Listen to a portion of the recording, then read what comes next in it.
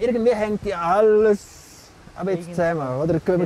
Wenn wir von Quantenphysik würden reden und alles wieder... Materie, Energie und...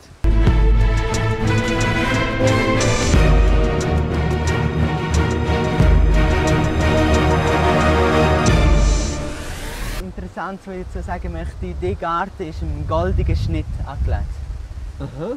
Also goldiger Schnitt bedeutet das geometrisch, also die Steinplatten sind ein goldiger Schnitt. Und dass einfach das so ein bisschen das Gartenzentrum ist, dass auch so Gartenzwergli drauf, Kristall und so. Und dass eigentlich so von der Mitte auch die Kraft wieder auf alle 4 Seiten rausgeht. Man kann daran glauben oder nicht. Für mich ist es einfach so, es bringt schon was, weil es einfach auch das Geometrische so ein bisschen dabei ist. Cool. Einfach auch, man sieht auch wieder bei den Pflanzen, wie es eigentlich geometrisch wachsen, wie die vom Aufbau, also im goldigen Schnitt, erkennt man überall wieder bei den Pflanzen. Und das ist einfach so das Zentrum. Zeig mir doch einmal, was ihr da habt. Also da oben, jetzt so verschiedene Minzearten auch dabei. Peterli Liebstöckel ist einer meiner Favorites. Die verwende ich noch recht oft. Oh ja.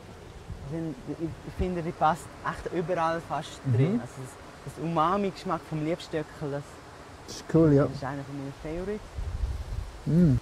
Aber ich befasse mich auch mit Essenzen, also Sirup im Barbereich. Ja. Und darum Wermut. Wermut ist sehr was Bitteres. Ja. Und eben im Bereich Alpine Martini sowas zu machen.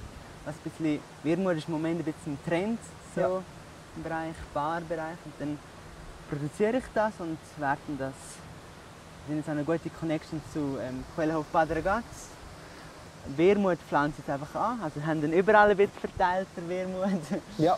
Er ist so einer, der so recht interessant ist. Den Koriander, der macht jetzt einen Samen. Der Koriander, das ist zwar eher asiatische Küche, aber ich finde einfach alles, was du selber abgepflanzt hast, wo du selber ein bisschen wo der wächst, hast, wo der gleich wächst, integriere ich gerne in meine Küche, auch wenn es jetzt asiatisch eher ist. Also das so gleich integriert.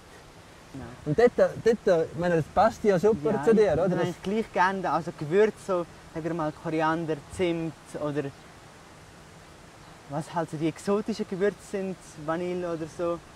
Aber einfach dann, wenn ich es einsetze, Spitzenqualität. Also dann, das Gewürz muss dann einfach so High Level sein. So wirklich. Dann einfach die regionalen Produkte mit einbezogen, einfach so Nuancen setzen.